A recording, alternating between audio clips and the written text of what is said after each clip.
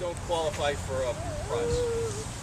Not sure they're going to keep track of that. But, let's see. So, okay, also, sort of as part of your warm-up jog, I would review this. Basically, practice your running through the transition. Practice coming in off the swim, jog to your bike, and then practice just jogging to the bike exit. You kind of know the flow, you know which way you're going. So you kind of have an idea of where you're going to go. In the middle of a race, you're going to, everything's crazy. This place is going to be chaos because there'll be people coming out of the pool, getting on their bike, getting off the bike, going on the run all at once about 30 minutes into the race. It's going to be controlled chaos, we hope. What is that flow? Coming out of there, bringing us this way. The swim? Swim exit will come out of the back of the pool, and you'll run down this way. I got you. And then the bike out is that way. Go out up this road, I believe 3 loops. Come back in off your bike, and then back up this way, rack, and then run out that way. Do you alternate your other bike rack on that side? Yes, usually there's like 3 to 4 bikes on one side of the rack, 3 to 4 on the other side. Because this is interesting. I've just kind of... Right. You can do that, or you want to show the other way you can hang the bike too?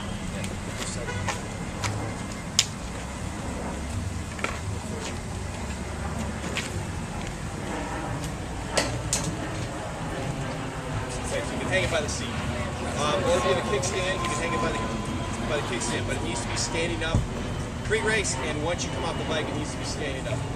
Is there an advantage to doing this? But I would point towards the exit. Let's see, a couple other things. So, a couple tips for quick transitions. One is, if it was wetsuit legal, have your wetsuit down around your waist before you get to your bike. It's much quicker when it's wet to pull your wetsuit off. Have your swim cap and goggles in your hand so you can throw them down on the ground when you get to your bike. For shorter races, I wouldn't wear socks. Also, for any race, you can use something called a lace lock for your running shoes. You don't need to worry about tying them. Also, when you're doing anything at the bike, you stand. Sitting down slows you down. Sitting down and having to stand up slows you down by a few seconds. So, if you actually do, if you're able to do a quick transition, if you practice it over and over, this coming in from the swim to your bike and out should take a couple minutes or less. Most of these guys do it in under a minute. And then same with going from bike to run. It should be less than a really fast guy does it in less than a minute. Average should be about 2 minutes or less. Just to throw a number out there, the pros out doing the Olympics, they're at their bike for 6 seconds when they're going from swim to bike, and they're at their bike they're at the rack for 4 seconds when they're going from bike to run. If they take any more time than that, they're out of the race because everybody else is gone. Scott, I just want to. She had a question about which way to face your bike. Oh. A lot of times they'll require you to alternate which side they're on. Yes. So you may not have a choice on facing toward the exit. You may have to face it the other way. I think here at this race it'll be like a group, like 1 through 12 will be here maybe. Some races they actually have a sticker that says race number 300 here, 301, 302. Are they going to have tags with them? Yeah, you'll probably be groups like 5 to 10 a rack. And so you'll come up and it'll be, you just find the increment that your number is in and you can pick any space on that rack. Yep. Okay, so you ready to demonstrate? So you gotta take all your stuff off until you come out of the water. While he's getting ready, I would say other tips to increase the speed of your transition is don't eat or drink anything in transition. You might come out of the pool thirsty, but you can drink on your bike. Assuming that you have that skill, you can drink on your bike. Don't waste any time doing it. The same is true for the run. You're going to have water on the course. Don't waste any time in transition, you know, fueling yourself, doing something that you could be actually moving forward doing at the same time. Really good with those songs. Wow. Yep. Oh yeah. Well, you'll find that biking you can do no socks, no problem. Running is more of a challenge. I'm gonna fix Running takes some practice. But biking is a lot easier to do with no socks. You don't really get blisters. I've never had a blister biking no socks. I have running, but biking no. Oh wait, I got you. Well, if you're gonna take the time to put on socks one time, you might as well do it before the bike. Well, your feet are wet. So feet are wet, which makes it harder to put on.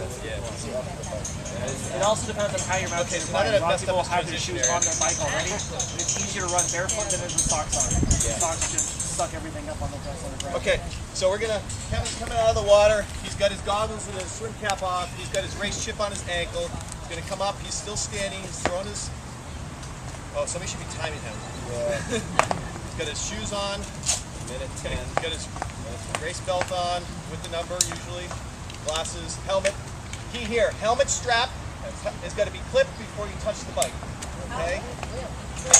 If you roll your bike without the chin strap clipped, you're going to be disqualified from the race. Actually, Kevin, go. Continue. You take it off. Walk your bike out. Yeah, walk your bike. There'll be a line, and people yelling at you say, mount here or dismount here. No riding in the transition. And that line is actually, I think, on the street this year. That's what I was told earlier. The transition guy said it's here. Oh, they changed it? I talked to them this morning, they said it was going to be on the street. So they changed it. Because they said where it's flat instead of on the hill.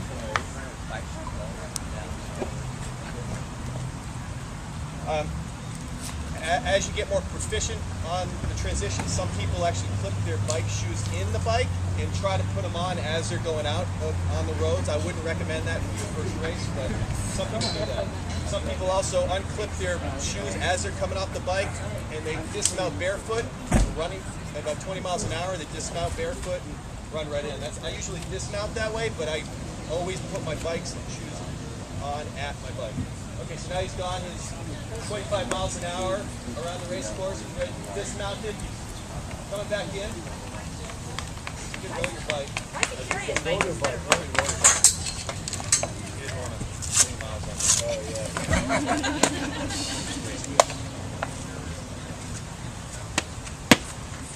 He's got lace locks, so a quick tie. We saw an interesting technique at a race the other week. Somebody had one of those metal shoe horns in transition, and they quickly flipped his arm. You can tell he's fast. I recommend a little Runs like a deer. deer. Couple other quick things. There are penalties that can be served to you in transition. Don't want you to get any penalties, either disqualification or a couple-minute penalty. Oh, we got a quick. Basically, you got to re-rack your bike. You can't fall over because it'll impede somebody else's progress. Riding your bike in transition area is a penalty, time penalty. Nudity in transition is a penalty. Back in the old days, people would just rip off their Speedos, put on bike shorts, and apparently they decided it was a family event and they discouraged that. Chin strap violation, basically, you have to have your chin strap clipped if you're touching your bike. If you don't, it is a disqualification. And also, no glass containers in transition. That is also a disqualification. So that's all I have. Transitions are pretty quick. Like I said, it's all gain and no pain. They're an important part of the race. Question? I saw on the YouTube thing that your numbers. I haven't checked in yet, so I don't even know what they are, but Okay. on the bike. Other bike numbers? Yeah. Bike numbers usually go either here, over the top tube, or on the seat post. You'll have one for your helmet. Yeah, so No, you go like this. And it sticks? Yeah, the sticks is sticky back. Or people go like this. Or that's probably the best. Here we're getting away with the tire, but here is what the rules suggest. We do that when we're setting up when we get here. Yep. Yeah. And there's no. Usually sometimes there's a sticker helmet, like this helmet that goes on the front, and then there's also a run number that goes on a race belt, or this goes on the belt. So it's kind of flap. Yep. Well, and if you crumple your number before the race, then the wind doesn't take it flat up and down. Any other questions? What's that? Crumple it? Yeah, if you crumple just it, like, does it flap you just up go and like down? that, crumple it up. I think it's only required for the run, but I typically put it on for the bike, so I don't have to worry about it. What's the number? Scott, are they using medical bracelets tomorrow? Are they using medical bracelets tomorrow for chips? Yeah, typically when you get your chip, it comes with one of those cheap, like beer garden or concert plastic hospital things. Another recommendation is a comfy neoprene chip holder so that you're not tearing up your ankle with the plastic holder. Last year, I think they were. They're in the opening, I think.